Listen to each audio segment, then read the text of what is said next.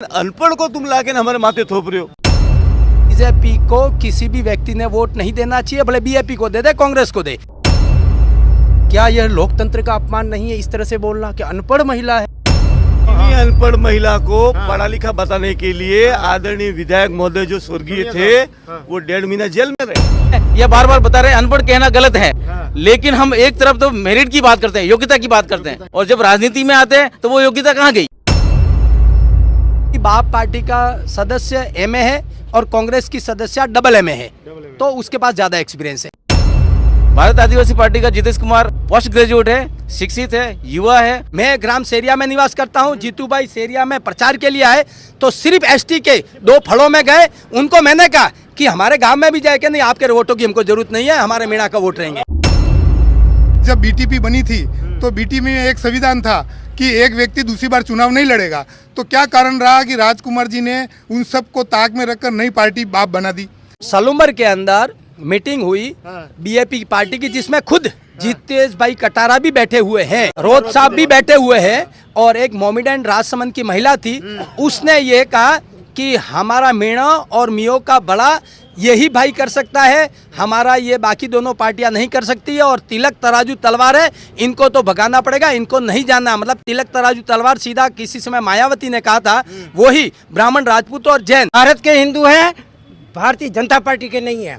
हमारी प्रत्याशी सलूमर नगर में वार्ड में जो नगर परिषद है उस वार्ड में दीनदयाल उपाध्याय कॉलोनी में निवासरत है। ये फर्जीवाड़ा कब किया इन्होंने? नमस्कार, मैं हूं पंकज कुमार और आप देख रहे हैं टीम टीएसपी। इस वक्त मैं सलूमर में हूं, सलूमर के बार एसोसिएशन सलूमर में हूं, और वकील लोग मेरे साथ हैं जो कि डिबेट करने में माहिर माने जाते हैं। इनके पास एक से एक तर्क होगा। बीजेपी के भी मेरे साथ हैं, कांग्रेस से भी मेरे साथ है और बीएपी से मेरे साथ है। तीनों ही पार्टी के कह लीजिए प्रवक्ता है, और डिबेट करने में इनसे कौन जीत सकता है। तो करते हैं आज तर्क वाली डिबेट। आम डिबेट तो आपने देखी होगी, लेकिन तार्किक डिबेट आज देखते हैं। मेरा नाम गणेश मेहता है। मैं पूर्व पंचायत सदस्य भी रह चुका हूँ, बार अध्यक्ष भी रह चुका हूँ। मेरा ये कहना है कि इस लोकतंत्र में सभी सरकारों को अपनी ओर से पार्टी की तरफ से अधिकृत प्रत्याशी घोषित करने की पूरी छूट है। लेकिन अनपढ़ को तुम लाके हमारे माथे थोप रहे हो कि भारतीय जनता पार्टी जो ये कहती है सदियों से कि पार्टी विद द डिफरेंस, तो ये डिफरेंस क्या है? आप लोकतंत्र में एक अनपढ़ को थोप रहे हो। और हमें भारतीय जनता पार्टी से पूरा ये कहना है कि आज उस जो प्रत्याशी आपने दिया है उसको खुद को चलाने के लिए 4 लोग चाहिए। बड़ा इल्जाम है साहब। जो खुद अपने आप से शपथ नहीं ले पाती है। आपने टीवी पे भी देखा होगा कि जो शांता देवी प्रत्याशी उन्होंने दिया है वो खुद बोल नहीं पा रही है। वो शपथ तो क्या लेगी, वो खुद ही। मेरे को तो बहुत आश्चर्य हो रहा है कि पार्टी ने ऐसे लोगों को टिकट दिया है। सलूमर में जितना भी विकास हुआ है वो सभी विकास कांग्रेस ने ही कराया है। ये सिर्फ जुमलेबाज और पर्ची की सरकार है। ये सिर्फ प्रलोभन देंगे, दूसरा जीतेगी रेशमा। एक मिनट, रेशमा जी जीतेगी, चलो अच्छी बात है, लेकिन इल्जाम तो आप पर भी है कि एक बागी मतलब गद्दार थी आपकी पार्टी के लिए, और आज आपके लिए हितैषी कैसे हो गई? लोकतंत्र में कोई गद्दार नहीं रहता। लोकतंत्र में कोई गद्दार नहीं रहता। और राजनीति में अवसरवादी हो गए आप। राजनीति में सब साधु संत थोड़ी आते हैं। राजनीति में क्या है? चलिए क्या बोल रहे हैं? ये जो इन्होंने एक राजनीतिक आरोप लगाया कि यह पढ़ी लिखी महिला नहीं है, तो मेरा यह कहना है जब से देश आज़ाद हुआ तब से करीब 50 सालों तक कांग्रेस का राज राजस्थान में रहा, पूरे भारत में रहा। तो क्या इनकी यह ड्यूटी नहीं थी कि 70 सालों के दौरान या 50 सालों के दौरान कांग्रेस की सरकार इस सुदूर राजस्थानी दक्षिणी इलाके में जहां जनजाति बाहुल एरिया है, शिक्षा की अलग जगह थी, एक कॉन्वेंट स्कूल खोलती। इस वजह से हमारे जो जितने भी आदिवासी भाई हैं वो सभी पढ़ लिख कर आगे जाते। आपका कहना है कि शांता देवी जो है कांग्रेस की वजह से अनपढ़ रह गई है? नहीं, मेरा ये कहना नहीं है। मेरा ये कि इनकी नीतियों की सलूमर का जो शिक्षा माफिया है उसने सलूमर में जो स्वीकृत विद्यालय हुआ था मॉडल स्कूल, वो सलूमर में नहीं खुलने दिया। क्यों नहीं खुलने दिया भाई? आप बड़ौदा ले जाके क्यों रखा 10 किलोमीटर दूर? इनका शिक्षा माफिया है और भाजपा द्वारा समर्थित शिक्षा माफिया है जिसने ये स्कूल नहीं खोलने दिया। ये हमारा खुला आरोप है। पूछो इनसे। सर्वप्रथम तो आप जहां पर ये अभी आज इंटरव्यू लेने के लिए आए हैं, यह आपने ये भी बताया कि न्यायालय परिसर है। न्यायालय परिसर इधर, और यहाँ पर जितने भी ये जिन लोगों को आपने इकट्ठा किया, ये सारे अपने आप में इनको विद्वान कहा जाता है। विद्वान कहा जाता है, बिल्कुल सही बात है ना। अब हाल ही हमारे जो ये विद्वान अधिवक्ता महोदय हैं आदरणीय गणेश जी मेहता, आप बार बार इस प्रकार का आरोप लगा रहे हैं भारतीय जनता पार्टी की प्रत्याशी के ऊपर कि अनपढ़ महिला है, अनपढ़ महिला है। मुझे एक चीज़ बताइए क्या यह लोकतंत्र का अपमान नहीं है इस तरह से बोलना कि अनपढ़ महिला है? भारतीय राष्ट्रीय कांग्रेस ने बिहार में राष्ट्रीय जनता दल की जब सरकार बनी, चारा घोटाले में वहाँ के तत्कालीन मुख्यमंत्री लालू प्रसाद यादव जेल गए, तब राष्ट्रीय कांग्रेस उस बाहर से समर्थन देकर के राबड़ी देवी, जो उस समय भी उनको तथाकथित अनपढ़ कहा जाता था, मैं नहीं बोलूँगा वो अनपढ़ है क्योंकि लोकतंत्र में सभी व्यक्ति को सम्मान दिया जाता है, तो उस समय राबड़ी देवी जी को मुख्यमंत्री बनाया और मुख्यमंत्री बनाने के दौरान सपोर्ट किसने किया? कांग्रेस ने। कांग्रेस की ही सरकार में हमारे भाजपा के कद्दावर नेता है माननीय डॉक्टर किरोड़ी लाल जी मीणा, उन समय उन्होंने निर्दलीय चुनाव लड़ा, उनकी पत्नी ने भी निर्दलीय चुनाव लड़ा। यह भारतीय लोकतंत्र की बहुत अच्छी सुंदरता है कि लोकतंत्र में यह लोकतंत्र की अच्छी सुंदरता और बहुत अच्छी व्यवस्था है कि गोलमा देवी जी उस समय निर्दलीय चुनाव जीत करके आई और उस समय उनको तथाकथित रूप से लोगों ने कहा कि यह अनपढ़ है, लेकिन कांग्रेस की सरकार ने उन्हें मंत्री के पद से नवाजा। हम उस समय की कांग्रेस सरकार ने किया उसकी हम उनकी बुराई नहीं कर रहे हैं, उन्होंने अच्छा काम किया, लोकतंत्र का सम्मान किया। और जहाँ तक ये बार बार कह रहे हैं कि वो अनपढ़ है, वो अनपढ़ है, वो अनपढ़ है, मैं आपको बता दूं अनपढ़ होना कोई पाप नहीं है, वो अनपढ़ नहीं है, वो साक्षर है सबसे पहली बात। और वो जो महिला जिसको भारतीय जनता पार्टी ने अधिकृत प्रत्याशी घोषित किया है, श्रीमती शांता देवी जी मीणा, वह 2002 से लगातार जनप्रतिनिधि है और उस क्षेत्र का जनप्रतिनिधित्व कर रही है। वह 3 बार सरपंच रही है और उस क्षेत्र को सेमारी को नगरपालिका अध्यक्ष बना, नगरपालिका घोषित किया, भाई साहब नगरपालिका घोषित किया और अभी वह चेयरमैन बनी हुई है नगरपालिका सेमारी की। और आप आज सेमारी की स्थिति देख सकते हैं कि डीएलपी के जो कानून होते हैं, स्वायत्त शासन विभाग के जो कानून होते हैं, वो कितने क्लिष्ट होते हैं, लेकिन फिर भी उन महिला ने उस सारी चीज़ों को समझते हुए आज सेमारी में जिस प्रकार से सर्वांगीण विकास कराया है, आप देख सकते हैं कि बार बार गिना दिया इन्होंने, साक्षर थे वो। इन्हीं अनपढ़ महिला को पढ़ा लिखा बताने के लिए आदरणीय विधायक महोदय जो स्वर्गीय थे, वो 1.5 महीना जेल में रहे। 1.5 महीना जेल में रहे। हाँ, और इन्हीं के परिवार द्वारा राशन घोटाला किया और अब वो 2 मुकुंद पे चल रहे हैं। तो भ्रष्टाचार तो इन्होंने करके रखा है। अनपढ़ भी है, अनपढ़ के साथ भ्रष्टाचार के पूरा आरोप लगे और परिवारवाद के भी आरोप लगे। कौन सी स्वच्छ छवि लेके आई है बीजेपी हमारे सामने?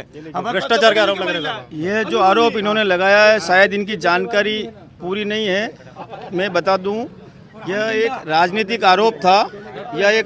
आरोप था और चूंकि यह प्रक्रिया न्यायालय में विचाराधीन है, हम इस पर कोई टिप्पणी नहीं करेंगे, लेकिन हमें न्यायालय पे और न्याय व्यवस्था पे पूरा भरोसा है कि निश्चित तौर पर बाइज्जत बरी होकर इसमें हम बाहर आएंगे। रही बात अनपढ़ कर रहे हैं, तो मेरा ये कहना है राजनीति में किसी महिला का अनपढ़ होना कोई गलत नहीं है, ना ही किसी प्रकार से, क्योंकि उनको संविधान ने अधिकार दे रखा है। इनको अगर अनपढ़ पसंद नहीं है तो जाके संविधान में बदलाव करावे। संविधान ने हमें अधिकार दे रखा है चुनाव लड़ाने का। वो अनपढ़ इनके कहने से हो सकती है, लेकिन राजनीतिक क्षेत्र में बहुत अनुभव है। शिक्षा लेना ही एकमात्र पढ़े लिखे होना नहीं कह सकते हैं। मानवीय और धरातल पर उसको व्यावहारिक ज्ञान होना ही शिक्षित होना है। चलिए, क्या बोलना चाह रहे हैं? हमारे लिए शांता जी विधायक महोदय की पत्नी है, सम्माननीय है, लेकिन ये जो शुरुआत इन्होंने की अनपढ़ वाली, हमारे भी रूपलाल जी मीणा स्वर्गीय हुए थे, उस समय उनकी पत्नी को टिकट दिया था, उस समय यही बीजेपी वाले चिल्ला के कह रहे थे अनपढ़ है, अनपढ़ है, अनपढ़ है। अब खुद के माथे आया तो अब पकड़ो। चलिए, आपका क्या कहना था? मैं एडवोकेट PR सालवी। अभी देख रहा था मैं, आपने कांग्रेस और बीजेपी दोनों की बातें सुनी। ये जो सलूमपुर विधानसभा क्षेत्र है और ये इस बेल्ट का जो पूरा क्षेत्र है वो आदिवासी बहुल क्षेत्र है। कांग्रेस और बीजेपी ने पिछले 75-76 सालों से बारी बारी से यहाँ राज किया है। इसने कभी भी जो शोषित वर्ग है, कमज़ोर वर्ग है, आर्थिक रूप से कमज़ोर लोग हैं, चाहे वो किसी भी समाज का व्यक्ति हो, उनको ऊपर उठाने का काम आज तक किसी भी सरकार ने नहीं किया, ना कांग्रेस ने किया, ना बीजेपी ने किया। ये सर्व समाज के जो गरीब लोग हैं, कमज़ोर लोग हैं, उनके लिए कोई योजना नहीं है, कोई काम नहीं किया। इस बार पिछले चुनाव में भारत आदिवासी पार्टी का गठन हुआ था और मैं शेड्यूल कास्ट से आता हूं और हम SC/ST के लोग, क्योंकि एक नए लोगों को मौका देना चाहते हैं। आपने बीजेपी कैंडिडेट देखा है, ये लोकतंत्र में यह बार बार बता रहे हैं अनपढ़ कहना गलत है, लेकिन हम एक तरफ तो मेरिट की बात करते हैं, योग्यता की बात करते हैं। जब बात आती है आरक्षण पर तो उस समय ये योग्यता की बात करते हैं, और जब राजनीति में आते हैं तो वो योग्यता कहाँ गई? तो यहाँ भी जिन लोगों को राजनीति, देश का शासन चलाना है, प्रशासन चलाना है, विधानसभा लोकसभा चलाना है, वहाँ शिक्षित वर्ग होना चाहिए। भारत आदिवासी पार्टी का जितेश कुमार जो कटारा है वो पोस्ट ग्रेजुएट है, शिक्षित है, युवा है, और आज तमाम जो कमज़ोर वर्ग है, चाहे वो SC का हो, ST का हो, OBC का हो, माइनॉरिटी का और सामान्य सर्व सामान्य वर्ग का जो कमज़ोर वर्ग है, उन सबको साथ में लेकर ये चुनाव मैदान में उतरा है। और हमें पूरा विश्वास है कि जनता देख रही है बीजेपी का कैंडिडेट कौन है, कांग्रेस का कैंडिडेट कौन है, और इन दोनों पार्टियों ने आज तक सलूम्बर में क्या विकास किया इन वर्गों के लिए वो जनता जान रही है। इस बार नया चेहरा चुनेगी, नया चेहरा चुना जाएगा ऐसा बोल रहे माननीय भाई साहब की बात का मैं जवाब दे रहा हूँ हैं। हाँ दीजिए। कि शोषित वंचित किसी भी तबके को अगर ऊपर नहीं उठाया होता तो आज इनके परिवार में 5 लोगों की नौकरी लगी है। पूरा आरक्षण का लाभ इन्होंने लिया है और पूरा विकास इनके घर पे हुआ है। इनकी ड्यूटी नहीं बनती है अपने समाज की व्यवस्था करें। क्यों साहब ऐसा क्यों कर रहे हैं आप? ऐसा है कि इस ये जो प्रश्न एक बार वापस बोले। आप कह रहे हो कि देश आजाद होने के बाद किसी भी पार्टी ने विकास नहीं किया और आरक्षण का लाभ नहीं मिला। सबसे ज्यादा आरक्षण का लाभ तो आपको मिला, आपके घर में 5 नौकरियां हैं। अभी क्या है कि इन लोगों ने जो व्यवस्था की, सबसे बड़ा मुद्दा जो है शिक्षा का है। इस क्षेत्र में शिक्षा की दृष्टि से बहुत कमजोर लोग हैं और जो शिक्षा के क्षेत्र में जो आगे बढ़े, ये अब बात मेरे परिवार की कर रहे हैं, तो मेरे परिवार शिक्षा के क्षेत्र में आगे बढ़ा, लेकिन सर्वांगीण विकास जो कमजोर और शोषित और कमजोर वर्ग है उनके लिए कोई विशेष सुविधा नहीं की, और जो आगे बढ़ा वो आगे बढ़ गया। और ये जो यहाँ जो शिक्षा माफिया है, चाहे वो कॉन्वेंट का हो, चाहे ये जो दूसरे जो संगठन चला रहे हैं प्राइवेट स्कूल है, उन शिक्षा के माफियाओं ने कभी भी सरकारी विद्यालय को के विकास के लिए कोई काम नहीं किया। उनके आपकी बात ले ली, एक बार इनसे राय ले लेते हैं कि इनका क्या मानना है, फिर अपन चर्चा करते हैं। आपकी क्या राय है सर, शॉर्ट में बिल्कुल? प्रश्न करिए, आप बताओ। यही कि आपको क्या लग रहा है सलूम्बर में क्या होने वाला है?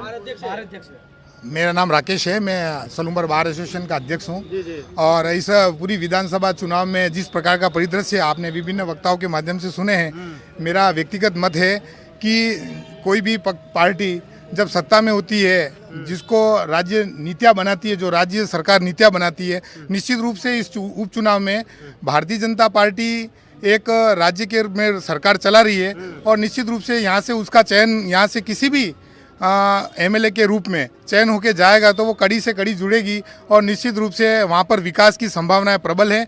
बाकी कुछ जाति आधारित पार्टियां बनी हैं तो क्षेत्रीय पार्टियां हमेशा राष्ट्र का और देश का और राज्य का भला नहीं कर सकती, वो उनके व्यक्तिगत स्वार्थों को चुनती है।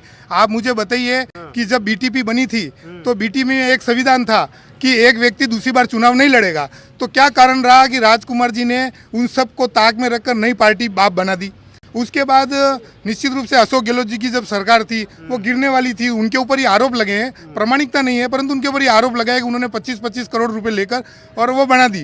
तो अगर राजकुमार जी उस संविधान का पालन करते, जिस संविधान की दुहाई वो बार बार देते हैं, तो मुझे लगता है कि वास्तविकता में अगर नए कार्यकर्ता या नए व्यक्ति को अगर आगे मौका देते तो ज़्यादा बढ़िया रहता। अभी वो सांसद बन गए तो निश्चित रूप से सांसद बनने के बाद भी सामान्य आदिवासी जो हमारे यहाँ का बोली वाली जो जनजाति समाज है, उन जनजाति समाज को क्या देना चाहते हैं। आज कांग्रेस पार्टी है, उसने विभिन्न प्रकार से 1947 के बाद, आज़ादी के बाद बहुत कुछ दिया है। उसके बाद भारतीय जनता पार्टी की भैरू सिंह जी की जो सरकार आई थी उसने 1992 में और ये बाबा साहब अम्बेडकर की जो वास्तविक विचारधारा थी, जो आरक्षण चाहते थे, उस आरक्षण को भैरू सिंह जी शेखावत ने इस क्षेत्र में लागू किया और उसी की बदौलत आज की तारीख में जनजाति की रिजर्व सीट होने की वजह से यहाँ से जनजाति का वर्ग ही चुन के जाता है। और निश्चित रूप से आज जिस प्रकार से जातिगत स्तर पे पार्टी अपना प्रचार कर रही है, तो मुझे बताइए कि भारतीय जनता पार्टी का, कांग्रेस पार्टी का, अन्य किसी पार्टी का जो व्यक्ति चुनाव लड़ रहा है, क्या वो जनजाति नहीं है?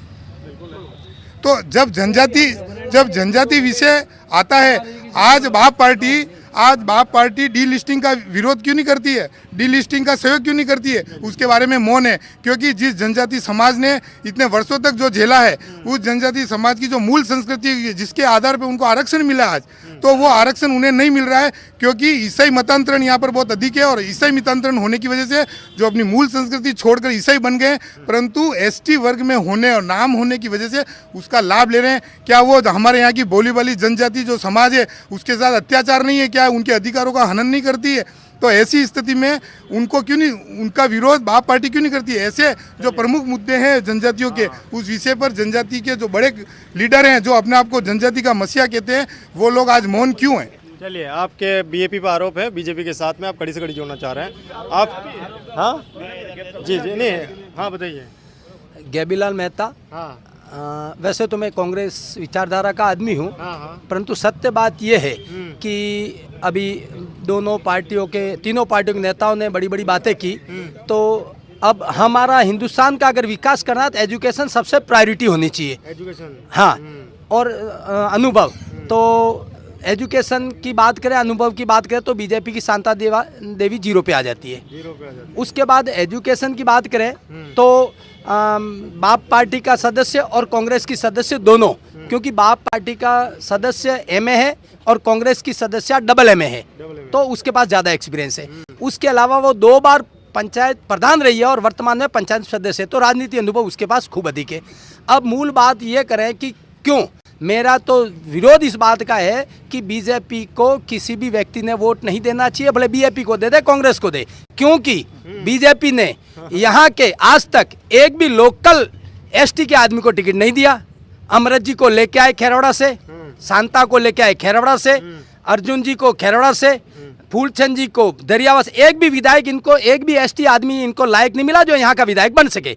आज शांता देवी के बारे में बात करें, जो न चल सकती है, न बोल सकती है, न पढ़ सकती है, समझने के लिए तो उम्र होगी है तो अनुभव होगा, पर ये मूल बात है, आम जनता के विकास के लिए आवश्यक है, और विकास के लिए आज वहाँ जाके विधानसभा में बोलना पड़े तो क्या बोलेंगे, इसलिए और एक भाई अपने हमारे अभी नई बीजेपी पार्टी आई है जिसके बड़े जोर शोर से, मैं तो ये कहना चाह रहा हूँ, क्या आप जाति के नाम से राजनीति करके जीत पाओगे? क्या राजस्थान में राज कर पाओगे? नहीं, आपको सार्वजनिक बात करनी चाहिए, सर्वहित की बात करनी चाहिए। आप कल परसों यहाँ कोई एक मीटिंग हुई बीजेपी की, प्रतिनिधि खुद की उपस्थिति में एक मोमिडेंट महिला ये कहती है इन तिरक तराजू तरवाज इनके तो 12 बजानी है, तो क्या हिंसात्मक था वो? हाँ, तो क्या आप इस बहस पे सत्ता में आ पाओगे? तो जीतू भाई को इन बातों का विरोध करना था, खंडन करना था। उनके पढ़े लिखे हमारे अधिवक्ता PR साल्वी साहब, इन्होंने इन बातों का विरोध जो नहीं किया, तो क्या आप हिंदू धर्म को या जाति धर्म को बांटने के लिए बैठे हो? क्या हम कांग्रेस वाले ये नहीं कह रहे हैं कि हिंदू मुस्लिम भाई भाई, सिख भाई, ईसाई भाई? तो आप ये जातिवाद क्यों फैला रहे हो? इसलिए विरोध है। जनता इसी बात का 10 महीनों में भजन जी ने कुछ नहीं किया है, भाई BTP वाले भी सत्ता के लोलुप्त हैं जो सत्ता में बैठना चाहते हैं, इसलिए सरकार एकमात्र यहाँ की जनता सरकार के विरोध में वोटिंग करेगी और रेशमा को भारी मतों से जिताएगी। इल्जाम सुन लिया, आ रहा हूँ मैं उधर, इल्जाम सुन लिया आपने, बीजेपी क्या है, जवाब दीजिए।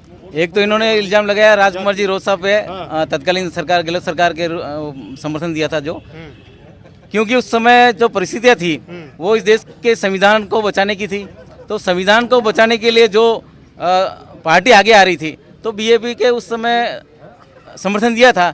और आरोप प्रत्यारोप करना आसान है, ये कहीं साबित नहीं हुआ कि 25 करोड़ रुपए ले लिए, 50 करोड़ रुपए ले लिए, ये बिल्कुल ये अभी जो कुछ स्पीच हुई थी वो बताइए। गलत बात है। और इन्होंने कहा कि एक जाति की पार्टी, इसका नाम जरूर भारत आदिवासी पार्टी है, लेकिन आपने निर्वाचन आयोग में आप जाके देखिए, किसी भी पार्टी का रजिस्ट्रेशन होता है तो उसमें किसी जाति विशेष के नाम से पार्टी का रजिस्ट्रेशन नहीं होता है, उसमें स्पष्ट लिखा हुआ है कि तमाम वर्गों की पार्टी होगी तो ही वो राजनीतिक दल का उनको रजिस्ट्रेशन प्रमाण पत्र मिलता है। तो हमारा जो कैंडिडेट है जितेश कुमार कटारा, वो खुलेआम प्रचार कर रहा है कि आदिवासी पार्टी का नाम है, सर्व समाज की पार्टी है, सभी समाज के लोग सहयोग कर रहे हैं। ठीक है, यहाँ जनसंख्या आदिवासियों की ज़्यादा है तो वो लोग ज़्यादा उनके साथ जुड़े हुए हैं, तो आप लोगों को लग रहा है कि ये सिर्फ आदिवासी की पार्टी है, जबकि ऐसा नहीं है, ये सभी समाज की पार्टी है और सभी वर्गों को साथ में लेकर चलने वाली पार्टी है। एक बीजेपी से लेना चाहता हूँ, तलवार वाला, एक बार क्या सवाल था आपका? ये था कि सलूम्बर के अंदर मीटिंग हुई बीजेपी पार्टी की, जिसमें खुद जितेश भाई कटारा भी बैठे हुए हैं और रोज साहब भी बैठे हुए हैं, और एक मोमिडेंट राजसमंद की महिला थी, उसने ये कहा कि हमारा मीणा और मियो का बड़ा यही भाई कर सकता है, हमारा ये बाकी दोनों पार्टियां नहीं कर सकती है, और तिलक तराजू तलवार है, इनको तो भगाना पड़ेगा, इनको नहीं जानना। मतलब तिलक तराजू तलवार सीधा किसी समय मायावती ने कहा था, वही ब्राह्मण, राजपूत और जैन। तो क्या ये जातिवाद की नहीं है? अब आप भाई ने ये कहा कि सभी का प्रचार नहीं कर रहे हैं। मैं ग्राम सेरिया में निवास करता हूं, जीतू भाई सेरिया में प्रचार के लिए आए तो सिर्फ ST के 2 फलों में गए, उनको मैंने कहा कि हमारे गांव में भी जाए कि नहीं, आपके वोटों की हमको जरूरत नहीं है, हमारे मीणा का वोट रहेंगे। इल्जाम है साहब, बताइए। नहीं, ऐसा नहीं है। अभी कल मैं खुद उनके साथ में था और पूरे सलूम्बर बाजार में हम सभी समाज में प्रचार के लिए गए हैं। जितने भी यहाँ पूरे बाजार में हम निकले हैं, आप पूछ सकते हो, कल बाजार में मैं खुद साथ में था उनके प्रचार में, और तमाम वर्गों में हम प्रचार में जा रहे हैं। और तलवार वाला जो कुछ बोल और रहे हैं। एक जो इन्होंने बताया कि तिलक, तराजू और तलवार, ऐसा कोई बात नहीं है, और इस प्रकार की कोई बात करते हैं तो उसको हम समर्थन नहीं करते हैं। तो समर्थन नहीं करते तो वहाँ विरोध भी तो नहीं जताया, फिर खंडन नहीं कर रहे हैं आप, ये बोल रहे हैं। नहीं, हमारा हमारी हमारी हमारी हमारी हमारी हमारी हमारी हमारी हमारी जो लोकतांत्रिक व्यवस्था है, और वो हमारे बीजेपी पार्टी की कोई सदस्य नहीं थी, उसका हमारा पार्टी से कोई लेना देना नहीं है, वो हमारा पार्टी का कोई बयान भी नहीं है। इनका ये खंडन है कि इनकी पार्टी से जुड़े हुए इंसान नहीं हो। आपने जिस महिला के बारे में बताया और जो राजसमंद की घटना उन्होंने बताई थी, उसके बारे में बहुत स्पष्ट कहना चाहता हूं कि राजसमंद में गणेश चतुर्थी का जो जुलूस था, उस जुलूस पे जो मुस्लिम समाज के कुछ उद्दंडी लोग थे, उसमें से कुछ बच्चों ने वहाँ पर थूक और गाली गलौज की। उसके विरोध में हिंदू समाज ने वहाँ पर ज्ञापन और इस प्रकार का विरोध किया। तो मुस्लिम समाज के कुछ युवकों ने जाकर मंदिर में जो दलित समाज के लोग हैं, यादव जो दलित हैं, उन दलित युवक समाज के 2 बच्चों को उनके साथ मारपीट की। और जब मारपीट का मामला जब सामने आया तो विरोध इतना बढ़ गया कि उनको पुलिस को दबाव में वो कार्रवाई करनी पड़ी। और ऐसी स्थिति में जिस हिसाब से विरोधाभास के बयान हैं उस मोहतरमा के, उसने ये कहा कि हम दलित और जनजाति और मुस्लिम लोगों की जो एकता है, एक तरफ तो मुस्लिम दलित को मार रहा है, दूसरी तरफ आप मंच पे खड़े होकर तो दलित और मुस्लिम की दुहाई दे रहे हो। और इसी प्रकार जिस प्रकार से आज जनजाति समाज के मोहन मीना की जो हत्याकांड हुआ, वो भी मुस्लिम समाज के कुछ युवकों के द्वारा हुआ। तो इस प्रकार से विरोधाभासी बयान करना मेरी समझ से परे है, क्योंकि जनजाति लोगों को कब तक आप भोली भाली जो जनता है, कोरा कागज है जिस पे कुछ भी छप जाता है, तो ऐसे जनजाति लोगों को जबरदस्ती इस आग में डालना, काकरी डूंगरी वाले घटनाक्रम में भी इस प्रकार से आंदोलन की आड़ में उन गरीब जनजाति लोगों को फंसाया, जिनके ऊपर आज की तारीख में मुकदमे हैं, उनकी कोई सुध नहीं है। और आने वाले समय में अगर न्यायालय किसी प्रकार का कोई निर्णय देता है तो निश्चित रूप से उनकी जो वास्तविक जो ज़मीनें हैं, उन ज़मीनों को जब्त करवा कर उन ज़मीनों को सरकार न्यायालय के आदेश से वो ज़मीनें भी वो खो सकते हैं। तो मेरा ये कहना है कि इस पूरे क्षेत्र में जो वर्षों से समभाव से एक साथ जो रहते हैं, ऐसे में जातिगत द्वेषता फैलाकर इस पूरे क्षेत्र को अराजकता के हवाले नहीं करे, और इसलिए जनता सही चुनाव करे, ऐसा मेरा आग्रह। बोलना चाह रहे हैं, एक मिनट आ रहा हूँ, उधर ही आ रहा हूँ। भारत एक लोकतांत्रिक और संवैधानिक तरीके से चलने वाला देश है। यहाँ सभी जाति धर्म के समान लोग हैं। अपराधी की कोई जाति नहीं होती है। अपराध करने वाला अपराधी होता है, वो चाहे किसी भी जाति और धर्म का हो। लेकिन ये बीजेपी और आरएसएस के लोग उसको जाति और धर्म से जोड़ देते हैं। इसका मैं पुरजोर विरोध करता हूँ, क्योंकि अपराधी की कोई जाति नहीं होती, वो किसी भी जाति और धर्म का हो सकता है। अपराधी अपराधी ही होता है। चलिए, एक बीजेपी से इन्होंने क्वेश्चन किया था, इन्होंने भाई साहब कहाँ गए वो? एक वो जवाब दे रहा हूँ, इधर आइए। हाँ, आपका क्वेश्चन था इनसे कि भाई सारे जो प्रत्याशी रहते हैं आपके बाहर के रहते हैं, क्या सलूमर विधानसभा में ऐसा कोई पढ़ा लिखा या कोई ऐसा काबिल कैंडिडेट नहीं है जिसे बीजेपी जो है टिकट दे पाए? पहले मैं उन बात का जो साली साहब ने जवाब दिया, पहले साली साहब ने जो बोला उसका मैं जवाब दे दूं कि जिस प्रकार से अभी माननीय हमारे PR साली साहब ने बताया कि मैं उस बात से हम वो जो मोहतरमा उस दिन बोली, दिनांक 8 तारीख को बाहर का शहर सलूम्बर में रात्रि को 6:57 का उनका एक भाषण हुआ, जिसमें अपना नाम वो अफसाना ऐसे कुछ बता रही है और एडवोकेट ही बता रही है अपने आप को, एडवोकेट बता रही है। और जो कि भारतीय आदिवासी पार्टी का एक मंच था, और उस मंच पर आदरणीय हमारे सांसद महोदय डूंगरपुर बांसवाड़ा के बैठे हुए हैं, यहाँ के जो आपसे चुनाव लड़ रहे हैं वो प्रत्याशी भी यहाँ बैठे हुए हैं, और वो अपने भाषण में बोल रही है कि अगर आप लोगों ने भारत आदिवासी पार्टी को वोट नहीं किया, मुस्लिम समाज से अपील कर रही है, तो ये लोग जो हिंदू हैं, जो हिंदू वंश के हैं, जो बजरंगी हैं, जो RSS पार्टी के हैं, वो लोग तुम लोगों को कुत्ते की तरह दौड़ाकर पीटेंगे। तो इसको ये लोक रिष्टि, मुझे सालवी साहब बतावे, आप भी अधिवक्ता हैं, क्या भारतीय न्याय संहिता की धारा 353 के अंतर्गत क्या वो लोक रिष्टिकारक वक्तव्य नहीं है? अगर है, उसे आप मानते हैं, तो क्या आप भारत आदिवासी पार्टी के लोगों ने उस मोहतरमा के विरुद्ध कोई प्रकरण दर्ज करवाया? क्या 196, 197 के अंतर्गत वो अपराध नहीं है? BNS जो नया कानून बना उनके अंतर्गत जो सेक्शन है उसके अंतर्गत वो अपराध नहीं है? अगर अपराध उसे मानते हो आप, तो क्या आपने उस महिला के विरुद्ध प्रकरण दर्ज करवाया? क्यों कि आप लोग ऐसे लोगों को प्रश्रय दे रहे हो और आप लोग इस भारत के संविधान की आड़ में भारत के संविधान का नाम लेकर के हमारा जो शेड्यूल 5 में आता है, जो 5वीं अनुसूची में आता है, जो क्षेत्र जहाँ पर आदिवासी समाज को, जनजाति समाज को विशेष सुविधाएं मुहैया कराई गई है, उन विशेष सुविधाओं को मुहैया कराई गई है, उस आड़ में आप लोग एक पार्टी विशेष को बढ़ावा देने के लिए इस प्रकार के कुकृत्य कर रहे हैं। ये संविधान विरोधी कृत्य नहीं है क्या? अगर आपने ये बता देवे कि वो जो मोहतरमा बोल के गई वो लोक रिष्टिकारक वक्तव्य नहीं थे, भारतीय न्याय संहिता की धारा जो मैंने बताई है 353, 196, 197 के अंतर्गत अपराध नहीं है। अगर अपराध मानते हैं, अपराध मानते हैं आप?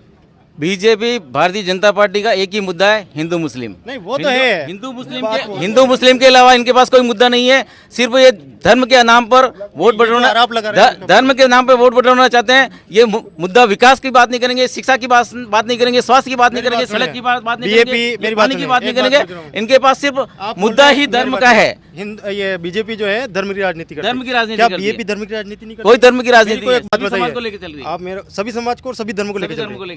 क्या बोलना चाह रहे सर? आपने अभी हमारे कांग्रेस के साथी अधिवक्ता बंधु ने बताया कि हमेशा बाहर बाहर और अनपढ़।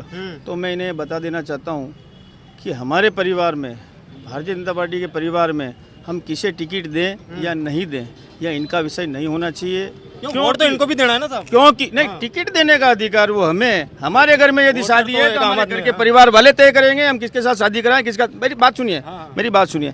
अब यही इनकी बात, ये हमेशा करते आए, लेकिन जो बात लोकतंत्र में वोट के माध्यम से लोगों को पसंद आती है वो उनको जीताते हैं। तो इनकी इस बात पे, इस पूरा बात तो सुनिए सर, इस मुद्दे को लोगों ने एक सिरे से पिछले 15 सालों से खारिज कर दिया है। रही बात, बार बार ये कहते हैं अनपढ़े अनपढ़े अनपढ़े, मैं इनके लिए यह कहना चाहता हूँ, लोगों ने उस प्रत्याशी के घर से स्वीकार किया है और ये कहते हैं क्या यहाँ बाहर से प्रत्याशी लाकर चुनाव लड़ाना उन लोगों पे जो इनके खुद के राष्ट्रीय अध्यक्ष जी हैं, जो रहने वाले कहाँ के हैं, जाकर चुनाव वायनाड में लगते हैं। इसका मतलब वायनाड में कोई अच्छा प्रत्याशी नहीं है। इनसे इस बात का जवाब लिया जाए। कौन देगा जवाब साहब? अरे हम जनता के भी मैं इनका ज्यादा लंबा छोड़ा नहीं किया कि सीधी सी बात कहना चाहता हूँ। माननीय अधिवक्ता मेरे बहुत ही अच्छे इंटेलिजेंट आदमी है, जानते भी है कि लोकसभा का इलेक्शन पूरे हिंदुस्तान में कहीं से भी लड़ा जा सकता है और लड़ना चाहिए, लड़ते हैं। आदरणीय मोदी जी वहाँ से वहाँ जाके लड़े हैं, तो इसलिए लड़ना है। हमारा ये कहना है कि ये रिजर्व सीट है तो कम से कम यहाँ लोकल कैंडिडेट को टिकट देना। हम ये नहीं कह रहे कानून गैर कानून तोड़ी है, लड़ रहे हैं, वो कानून है तो ही लड़ रहे हैं। पर क्या यहाँ एक भी ऐसा आदिवासी आदमी या औरत नहीं थी जिसको टिकट दिया जाए आज तक पूरी पार्टी में? मतलब 4 कैंडिडेट आज तक बीजेपी ने दिए हैं। और मैं एक कहना भूल गया था, पहले सबसे पहले एक बीजेपी के बने थे नहीं मावजी भाई, जो भी घातोड़ के थे उसमें सरड़ा विधानसभा में थे। तो मुझे बड़ा दुख के साथ कहना पड़ता है कि यहाँ के आदिवासी बीजेपी के कार्यकर्ताओं के साथ क्यों है। ये मात्र ये चाहते हैं कि हमारे पिछलगू बना रहे, यहाँ का लोकल रहेगा तो होशियार बन जाएगा, वो हमारा काम हमारे बिना पूछे खुद काम करेगा, इसी मानसिकता से। क्योंकि बीजेपी कभी चाहती नहीं है किसी का विकास हो। वो 2 भाई है, उसी तरह यहाँ ये 2 भाई बने हुए जो सिर्फ कब्जा करे बैठा है। एक चीज सिर्फ, अरे बिल्कुल लॉजिकल चीज पूछूंगा, बिल्कुल लॉजिकल चीज पूछूंगा। नहीं, एक चीज तो मैं आपको बोलूँगा। इसीलिए मुझे लगता है कि जो अभी इस एरिया में माहौल बना हुआ है, इन्होंने बोला हमारे पिछलू बने रहे, इसीलिए ये पसंद नहीं करते। तो हम भी कहते हैं आपके रघुवीर सिंह जी ने खुद ने विरोध किया है, उनको टिकट नहीं मिला, तो क्या उनके परिवार को मिलना जरूरी था? तो कृपया ये देख ले एक बार जाके। अब ये लोकसभा एक सर मैं बोलूं, लोकसभा में आप मान रहे हैं कि लड़ सकते हैं कोई भी कहीं भी जाके, लेकिन विधानसभा में शायद इनकी जानकारी में थोड़ी कमी है कि विधानसभा में भी लड़ सकते हैं कहीं भी जाके। ये तो बोल रहे लड़ सकते, मैं बोल रहा हूँ एक लॉजिकल चीज पूछ रहा हूँ कि बाई चांस बीजेपी 2-3 वोट से हार जाए, है ना, तो क्या उनको दुख नहीं होगा कि यार हम भी विधानसभा में होते तो डाल पाते वोट तो जीत जाते हैं? जिस प्रकार आपका ये काल्पनिक क्वेश्चन है, उसी प्रकार मेरा एक विशेष काल्पनिक उत्तर है। काल्पनिक कभी उत्तर हम नहीं देंगे, हम जिम्मेदार व्यक्ति हैं, नहीं देंगे हम काल्पनिक उत्तर। अच्छा, ये काल्पनिक प्रश्न था मेरा। अब इनके पास कहने को कुछ है नहीं, था मेरा ये इनके पास कहने को कुछ है नहीं, तब ये ऐसे काल्पनिक कैसे? मेरी बात सुनिए, आपका प्रत्याशी खुद के लिए वोट, मेरी बात सुनिए, आपका प्रत्याशी अपने खुद के लिए वोट नहीं दे पा रहा है, जनता क्यों दे बताइए? एक मिनट देगा आपका प्रत्याशी आपके? हमारी प्रत्याशी सलूम्बर नगर में वार्ड में जो नगर परिषद है उस वार्ड में दीनदयाल उपाध्याय कॉलोनी में निवासरत है। उनका प्रॉपर एड्रेस यही है। उम्र की है ऐसा? Yes sir. हाँ, तो इनका आरोप तो ये है ना कि बाहरी है। इनका आरोप हो सकता है, ये इनके लिए हम तो चाहते हैं, ये इनके राहुल गांधी के लिए नहीं है। ये फर्जीवाड़ा कब किया इन्होंने? जब ये वर्तमान में सरपंच है तो नगर पालिका सलूम्बर नाम कैसे? ये राज का सरेआम दुरुपयोग है, चुनाव आचार संहिता का दुरुपयोग है। शायद ये इन्होंने पूरा अध्ययन नहीं किया है उस एक्ट का कि कोई भी व्यक्ति कहीं से भी चुनाव लड़ सकता है। उसके लिए सरपंच ग्राम पंचायत का ही होना चाहिए, एक नियम है कानून है। हाँ, सरपंच के लिए निवासी आपने ही कहा जिस प्रकार, सर सुनिए, बोलने तो दीजिए। जिस प्रकार हमारी बार एसोसिएशन ने डिसाइड किया है कि एक व्यक्ति, एक एडवोकेट किन्हीं भी 2 बार एसोसिएशन का सदस्य हो सकता है, बट चुनाव एक जगह से लड़ सकता है, वोट एक जगह डाल सकता है। सरपंच मेरी बात सुनिए, लोकतंत्र में सरपंच जो पहले हैं वोट देने के लिए वो कहीं पे भी निवास कर सकते हैं। ये लोकतंत्र में लिखा हुआ है। अभी हुआ है क्या? ये कब हुआ ये चीज? काफी समय पहले से। एक बात तो सुनिए, हमारे विधायक महोदय लगातार 2 चुनाव इसी एड्रेस से लड़े हैं। इसी एड्रेस से चुनाव लड़े हैं? यस सर, और यहीं के निवासी हैं। और सरपंच वहाँ से हैं? नहीं, सरपंच एमएलए साहब नहीं थे, अमृत जी नहीं थे। अब आपने बता दिया कि विधायक जी यहाँ के निवासी है, तो या तो फिर दोनों पति पत्नी दोनों अलग अलग निवास कर रहे होंगे, क्योंकि सरपंच उसी ग्राम पंचायत का निवासी होना मैंडेटरी है, अन्य ग्राम पंचायत का सरपंच नहीं बन सकता। तो इसलिए माननीय शांता देवी ने अगर यहाँ सिर्फ इस बात के लिए मैं लोकल हूँ, इसके लिए मैं आपसे ही पूछना चाहता हूँ, यहाँ कोई उनका मकान है क्या? एक झोंपड़ी भी है क्या यहाँ जो निवासी है किराए के? सोहन जी चौधरी जो मुखिया उनके मकान का एड्रेस देके खुद कि यहाँ के निवासी बता के आए हैं, जबकि या तो सोहन जी ने उनको गिफ्ट कर दिया हो। तो शायद ये जो इन्होंने जानकारी दी है, शायद इनकी आधी अधूरी जानकारी। इन्होंने जो घोषणा पत्र हमने पेश किया है इलेक्शन में, उसमें शायद इन्होंने अध्ययन नहीं किया है। अमृतलाल जी मीणा के नाम यहाँ एक प्लॉट है, खरीद रखा है, और शायद एक मिनट जिस प्रकार इनके मुखिया वायनाड जाकर अपना नाम लिखवा कर चुनाव लड़ रहे हैं, उसी प्रकार एक मिनट वो नहीं लड़ सकते हैं। वायनाड का कैंडिडेट है, एक मूल राहुल गांधी वायनाड का कैंडिडेट है, वायनाड का वोटर नहीं है। माननीय शांता देवी जो सरपंच है और अब पंचायत समिति सरपंच एमएलए के लिए दावेदार है, उनके विरुद्ध एक फर्जी मार्कशीट तैयार करने जिसमें खुद विधायक जी संरक्षक पर दस्तखत किए, तो क्या अब आप कह रहे हैं कि यहाँ निवासी है तो उन्होंने वहाँ के एड्रेस से मार्कशीट बनवाई, वहाँ के एड्रेस से गई और अब उसमें भी जेल जाने की तैयारी है? बड़ा दुर्भाग्य हो क्षेत्र का कि कहीं इनको जेल नहीं बोध गए और इनको सजा होगी जब फिर उपचुनाव होंगे। तो ऐसे कैंडिडेट को जो खुद ही फर्जी सरपंच बनने के लिए फर्जी मार्कशीट बनावे, क्या वो क्षेत्र के विकास के लिए करे? खुद ही धोखाधड़ी करेंगे। मार्कशीट का आरोप सही या गलत, बस इतना सा बता दीजिए। कोई भी चीज आरोप लगता है तब तक, जब तक दोष सिद्धि नहीं होती है तब तक वो आरोपी रहता है। जाना पड़ा था उनको जेल ये जाना पड़ा है कि जिस प्रकार से पुलिस आरोप पत्र दाखिल करके लाई, उस आधार पर न्यायालय अपना काम करता है। तो उसमें निश्चित नहीं है, जरूरी नहीं है कि किसी को सजा हुई तो किसी को जमानत के आधार पर किसी को दोष सिद्धि आप नहीं ठहरा सकते हो। प्रारंभिक जो जानकारी है और प्रारंभिक जो आरोप लगते हैं उसके आधार पर न्यायालय अपना काम करता है। और निश्चित रूप से ऐसे बहुत सारे प्रकरण हैं जिसमें बहुत सारे आरोपी को 5 दिन 10 दिन 1-1 महीने तक जेल रही है, परंतु निश्चित रूप से पूरी ट्रायल होने के बाद उसमें न्यायालय ने उनको बरी भी किया है। और जहाँ तक मेरे जो साथी अधिवक्ता हैं वो ये बात कर रहे हैं कि बाहरी का मुद्दा, सही बात तो ये है जो विरोधी हैं उनका कार्य विरोध करना है, क्योंकि अगर वो बाहरी का विषय होता तो क्यों अमृतलाल 3 बार विधानसभा चुनाव जीतता? अगर भारतीय जनता पार्टी का अगर उसमें दम नहीं होता ना तो वो 3 बार चुनाव क्यों जीतता? इसलिए लोगों ने, दोनों जो राजनीतिक दल है भारतीय जनता पार्टी के अलावा, उसको नकार दिया है। और यहाँ की जो जनता है काफ़ी समझदार है और विकास के साथ है, इसलिए उन्होंने हर बार उसको चुना। और निश्चित रूप से इस बार भी विधानसभा में 20,000 से ज़्यादा वोटों से भारतीय जनता पार्टी विजय होने वाली है। चलिए आम जनता की राय ले लेते हैं, आप भी इनके बाद कुछ बोलिएगा। मैं अधिवक्ता सुरेश पुरी कल हमारे सलूमर क्षेत्र में उपचुनाव हैं। अभी सभी अधिवक्ता जिस पार्टी से संबंध रखते हैं उन्होंने अपने अपने विचार प्रकट किए हैं और चुनाव के समय हर पार्टी अपना प्रत्याशी जिताने के लिए आरोप प्रत्यारोप तो लगाते ही रहते हैं और जो काम होते हैं उनको गिनाते हैं। हम तो कहना ये चाहता हूँ, सलूमर की एक आदिवासी क्षेत्र है, यहाँ पर जनता में ज़्यादा शिक्षा का अभाव है, ज़्यादा समझदार नहीं है और लोगों को हर पार्टी लुभावने बातें करके सत्ता में आने की कोशिश करते हैं। तो मेरा हर पार्टी जो भी प्रत्याशी है उनको यही कहना चाहूँगा कि ये एक जनता का मंदिर है, इस मंदिर का आपको पुजारी बना रहे हैं हम वोट देके, तो आप उस पुजारी उस जनता के रक्षक बनिए, भक्षक मत बनिए और उसकी विकास कीजिए। आप जनता को जिस प्रकार के विकास करोगे आपको बार बार लाएगी।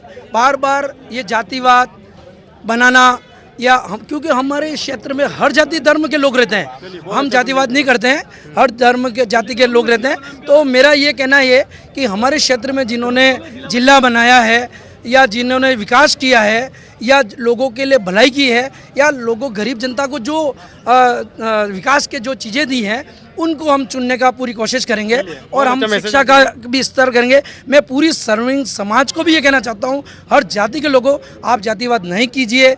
आज एक बाप पार्टी का जैसा आता है तो इस सलूमर जिले में पंचायत से लगाकर विधानसभा लोकसभा तक एसटी का कैंडिडेट ही बनता है लगभग। तो हम भी उनका समर्थन करते हैं, वो भी हमारा समर्थन करें, हम उनके साथ हैं तय दिल से। अलग से पार्टी बनाने की आवश्यकता नहीं है और इस प्रकार के ऐसा कोई आरोप प्रत्यारोप न लगाए जिससे एडवोकेट केवललाल पटेल। शॉर्ट में तीनों पार्टियों को बता देता हूँ। सबसे पहले भारतीय जनता पार्टी जो भारत से लेकर के स्टेट में और केंद्र से लेकर के जिस मेन बिंदु को लेकर जो चुनाव लड़ती आ रही है आज तक 10 सालों से, उसका मेन उद्देश्य यही है कि हिंदू हम लोग भारत के हिंदू हैं, भारतीय जनता पार्टी के नहीं हैं। और भारतीय जनता पार्टी ये चाहती है कि हमारे माध्यम से हिंदू में प्रवेश करे। क्या दूसरी पार्टियां क्या हिंदू नहीं है? इसलिए ये भारतीय जनता पार्टी इस हिंदू को लेकर के जो चुनाव लड़ रही है 10 साल से नरेंद्र मोदी जी के अधीन में, वो सरासर गलत है। दूसरा जो बाप पार्टी है वो बाप पार्टी कानून और कायदे ताक में रख करके अनुशासन विहीन होकर के इस फील्ड में चुनाव लड़ रही है, जो भी गलत है। मैं ये कांग्रेस के प्रत्याशी जो आज़ादी से लेकर आज तक जो लड़ रहे हैं वो सभी समाज को लेकर के, सभी वर्गों को साथ में लेकर के, एक अनुशासन को लेकर के आज तक चुनाव लड़ रहे हैं। इसलिए ये कांग्रेस पार्टी की जीत होगी और कांग्रेस पार्टी के नियम कानून कायदे सही है। धन्यवाद। आपको क्या लग रहा है साहब? एक मिनट इधर आइए थोड़ा। बताइए। हमारे साथी ने बोला कि हम हिंदू हैं, हम भारत के हिंदू हैं पर भारतीय जनता पार्टी के हिंदू नहीं है। मेरा इस पे विरोध है क्योंकि जब किसी प्रकार की कोई घटना हिंदू समाज के साथ होती है और किसी भी प्रकार की सरकार है उसको मैनेज नहीं कर पाती है या उसको ठीक नहीं कर पाती है, तो विश्व हिंदू परिषद, बजरंग दल, संघ, उनके ऊपर आरएसएस पे आरोप लगते हैं। लोग बोलते हैं कहाँ है वो धर्म के ठेकेदार? अगर आज हमको धर्म के ठेकेदार बोलोगे तो धर्म का सर्टिफिकेट भी हमसे ही लेना पड़ेगा। आपको क्या लगता है? मैं राजकुमार जैन एडवोकेट।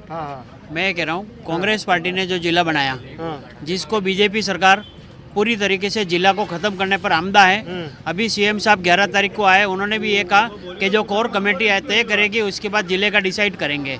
इसका मतलब कोर कमेटी बीजेपी की तय कर चुकी है कि जिला को सलूमर को नहीं रहने दिया जाए। सलूमर की जनता को जागृत होकर सलूमर को जिला बनाए रखने के आधार पर ही वोट करना चाहिए, बाकी किसी आधार पर वोट नहीं करना चाहिए। अगर हमारा प्रत्याशी कांग्रेसी रेशमा मीणा जीतती है तो जिला बना रहेगा, बाकी बीजेपी जीतती तो कांग्रेस किसी भी हालत में जिला नहीं रहेगा और इसलिए जिला बनाने के आधार पर वोट होना चाहिए। सलूमर को जिला बनाने के लिए हमारा जीतू भाई जीत के जाएगा। पुरजोर विधानसभा में आवाज लगा, किसी भी कंडीशन में जिले को यहाँ से खत्म नहीं होने दिया जाएगा। ईंट से ईंट बजा देंगे। ईंट से ईंट बजा देंगे। इनको कुछ भी बजाने की जरूरत नहीं आएगी। कौन कर रहा है जिला हट रहा है? माननीय मुख्यमंत्री जी ने संवैधानिक मर्यादाओं में रहते हुए अन्य 19 जिले को कमेटी के आधार पर निर्णय लेने की बात कही है। हर समझदार इंसान को समझ जाना चाहिए वो इशारों में क्या कह के गए थे। मुझे लगता है ये सब हमारे बुद्धिजीवी साथी हैं, मुझे लगता है इनको पता चल जाना चाहिए जिला कहीं नहीं जा रहा है, विरोध करने की जरूरत ही नहीं है। जिला रहेगा, बिल्कुल 100% रहेगा। और जिला रहेगा उसके लिए हमारे स्वयं के साथी मुख्यमंत्री जी से मिलकर आए हैं। विधायक महोदय की देहावसान से तुरंत पहले उन्होंने खुद ने आश्वासन दिया, और वो सुना है, शायद साथी अभी यहाँ नहीं है, बाकी वो खुद को बोलते थे, वो खुद वहाँ मौजूद थे, कि मुख्यमंत्री जी ने कहा है कि आपको किसी प्रकार के आंदोलन करने की, किसी प्रकार के ज्ञापन देने की जरूरत नहीं है, मैं जिला हटा कर रहा हूँ। हटा कहाँ रहे हैं, क्या कहना है आपका? बिल्कुल, कल हमारे राजस्थान के मुख्यमंत्री आए थे, उन्होंने कहा था कि जिला यथावत रहेगा और यथावत रहेगा। आपका बार बार जिले के ऊपर प्रश्न आए हैं। मेरा ये कहना है कि अगर कांग्रेस ये कहती है कि हम नहीं जीते तो जिला नहीं रहेगा, तो ये क्या है कि ये जो बातें हैं वो नकारात्मक बातें हैं, और निश्चित रूप से विरोध करना इनका काम है। मुझे आप बताओ कि जब जिस समय प्रदेश में माननीय अशोक गहलोत साहब की सरकार थी, उस समय यहाँ से हमारे चुने हुए विधायक अमृतलाल जी थे, परंतु उनकी नहीं चलती थी, क्योंकि कारण ये कि जब सरकार के अनुरूप विधायक चलता है, इसलिए आप कह रहे हैं कि बार बार जीतू भाई जाएंगे, आवाज़ उठाएंगे। मेरा एक कहावत है इसके ऊपर कि नक्कार खाने में तूती की आवाज़ सुनता कौन है। अगर कोई यहाँ से एमएलए बन के भी जाएगा तो निश्चित रूप से राज्य की जो नीति तय करने वाली सरकार है वही डिसीजन लेती है कि करना क्या है। और ऐसी स्थिति में जहाँ जिले का प्रश्न है, निश्चित रूप से यहाँ जिला कलेक्टर, माननीय एसपी साहब, यहाँ का एडीएम साहब, सभी जो पोस्टें हैं, जिले स्तर की जो पोस्टें हैं वर्तमान में जो खाली थी, जो इस यशस्वी सरकार ने उन सभी पोस्टों को भरा है। और कल भी माननीय मुख्यमंत्री जी का जो उद्बोधन था उसमें भी उन्होंने कहा किसी के चक्कर में आने की आपको ज़रूरत नहीं है, निश्चित रूप से विकास होगा। और जिले के बारे में, उसके विकास में, और मैं तो ये कहना चाहता हूँ न्यायालय की दृष्टि से भी और अधिवक्ता की दृष्टि से भी कि जिस प्रकार का जिले का विकास होगा उसमें साबला, आसपुर, कल्याणपुर और कानौड़ और दरियावत का कुछ हिस्सा शामिल होना चाहिए। न्याय क्षेत्र बढ़ना चाहिए जिससे यहाँ की आदिवासी जो जनसंख्या है, हमारी यहाँ की जनजाति, जिला बना न्याय मिले। एक एक कुछ आपकी भी राय हो जाए शॉर्ट। जी, मैं तो ये कहना चाहता हूँ कि अगर कल बीजेपी को अगर समर्थन मिलता है और बीजेपी को वोट देना चाहिए, क्योंकि केंद्र में और राज्य लेवल पे भी हम बीजेपी की सरकार है। अगर विकास के साथ में रहना चाहते हो ठीक है, अगर नहीं रहोगे तो फिर वो आगे से विकास की आएगा ही नहीं। चलिए, आप बीजेपी के साथ, आप बताइए। डबल इंजन की सरकार है तो डबल इंजन का ही मतलब बरसर रहना चाहिए। डबल इंजन के साथ रहना चाहते हैं आप? राजस्थान में जिसकी सरकार है उसी का एमएलए बने, ठीक। विशेषकर ग्रामीण एरियो में आज तक चाहे बीजेपी हो, कांग्रेस हो, बट एसटी बाउली में, जैसे मैं सोमगमलाबा बैकवर्ड के पास में आता हूँ, सबसे ज़्यादा वहाँ फ्लोराइड की समस्या ज़्यादा है। तो सर अगर बीजेपी का एमएलए बनता है तो मेरी ये आग्रह है कि वो फ्लोराइड की टंकियाँ बनाएं, ताकि फ्लोराइड से आदिवासी एरियो में। सिर्फ बीजेपी, कांग्रेस या बीएपी, ज़्यादा कुछ नहीं? मेरा तो ज़्यादा कुछ कहना नहीं है। केंद्र में बीजेपी की सरकार है और राजस्थान में बीजेपी की सरकार है, तो जो सरकार केंद्र में और राज्य में है वही विकास करेगी, उसी का विधायक होना चाहिए। आप क्या कह रहे हैं, बीजेपी, कांग्रेस, बीएपी? नहीं, मुझे कुछ नहीं। और कुछ? कांग्रेस जीतेगी। कांग्रेस जीतेगी, भाजपा जीतेगी यहाँ से प्रचंड मतलब। आपको क्या लग रहा था? जैसा कि केंद्र में भाजपा की सरकार है तो भाजपा ही जीतेगी। ठीक है, आपको क्या लग रहा था? बीजेपी आना चाहिए। बीजेपी। आपका रेशमा जीत गई। चलिए, ठीक है। तो ये जिला बार एसोसिएशन सारे के सारे वकील थे। जनता जीतेगी और बीजेपी जीतेगी। चलिए, तो इन्होंने बेहतर तरीके से डिबेट कर पाए और बहुत सारी चीजें इन्होंने ऐसी बताई जो आम आदमी नहीं जानता है। वकीलों की जनता भला करेगी सरकार, जो सरकार वकीलों का भला करेगी हम उसके साथ हैं। ठीक है, वकीलों का भला कौन कर सकता है ये आने वाला वक्त बताएगा। मैं हूं पंकज कुमार, आप देख रहे हैं टीम टीएसपी सलूम्बर से था। आपको ये डिबेट कैसी लगी कमेंट में बॉक्स में जरूर बताइए। धन्यवाद।